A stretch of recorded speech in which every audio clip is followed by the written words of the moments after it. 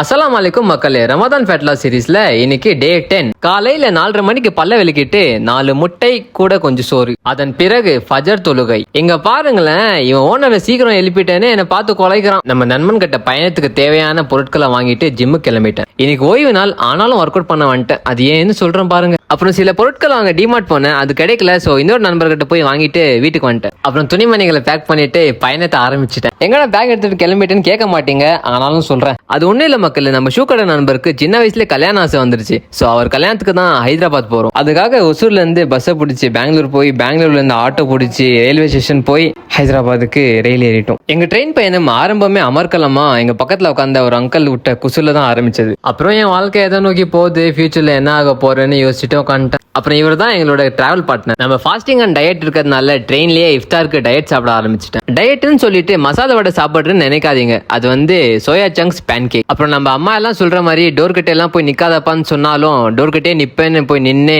திரும்ப போய் தூங்கிட்டேன். பாய்.